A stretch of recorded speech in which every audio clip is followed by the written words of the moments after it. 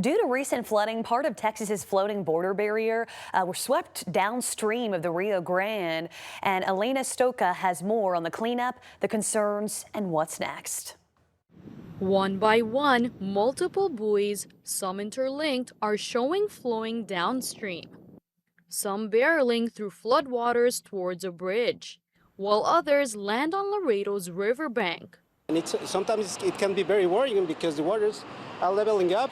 And well, despite the fact that there's plenty of parking spaces here, we can see that the water is just flowing up and up. And maybe, I don't know, hopefully this can be contained in the near future. This is how water levels looked on Sunday night, the river reaching a peak of 18 feet. On Monday morning, it was significantly less. I didn't expect it to go up too much, but it did go up too much. For some Nuevo Laredoans like Artura and Bernabe, and some Laredo leaders and advocates, they feared the rising water levels could cause damage. Floodwaters swept buoys sitting on the riverbanks in Eagle Pass and dislodged others that had already been placed in the river. On Monday, buoys were still visible along the riverbanks in Laredo.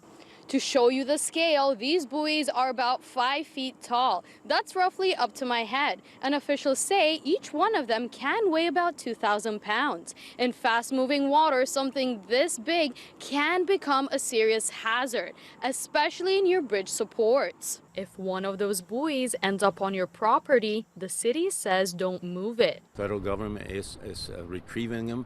And there was a partial pause to the World Trade Bridge because of the buoys that had lodged on the pillars.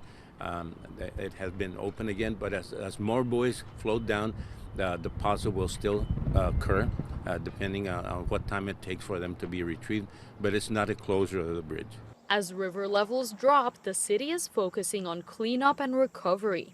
Meanwhile, advocates are calling for flood impact studies before any new buoys go in the water. What is incredibly important is that the flood impact studies be completed and be studied before any further negotiations with the federal government continue on a wall and buoy system. The federal government has not said when or whether buoy deployment will resume, and no one has set a timeline for flood impact studies.